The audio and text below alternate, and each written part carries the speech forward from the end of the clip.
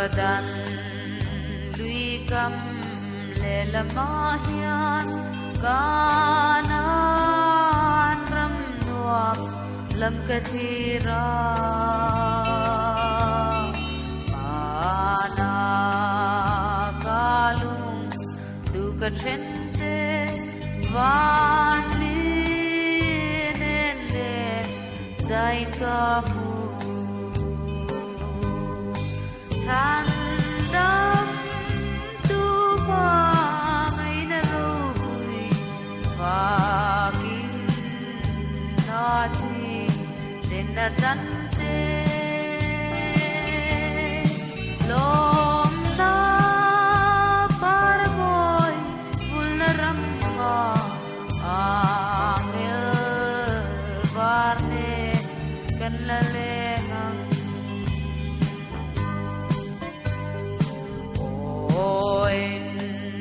Ointean nadang ta durang rupui han theng te zong han lung ngai na lo ma tang thi na cha tuan kunan Tandam tu pangai na rohui Vakin nati denadante Lom na paraboy vulnerama Angel varne kanalengang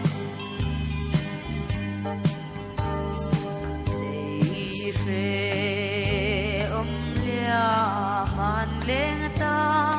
lung ai lu sun ranan pe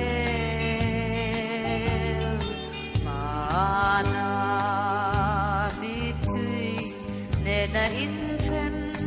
lo min su ta anin tok le Tandam tu pangai na rohui Vakin nati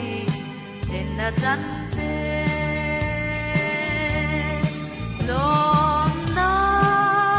paraboy vulnerama Angel varne kanalengang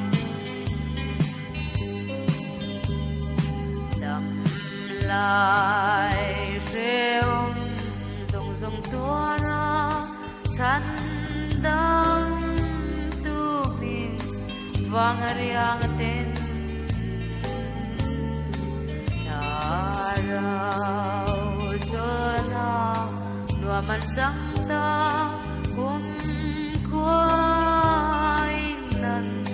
Zolhen toang Tandam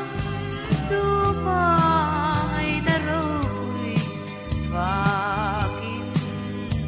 nati denadante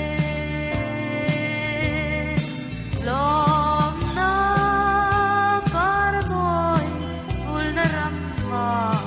Angel varne kanalengang Tandam tu pangai na rohui Vakin nati denadante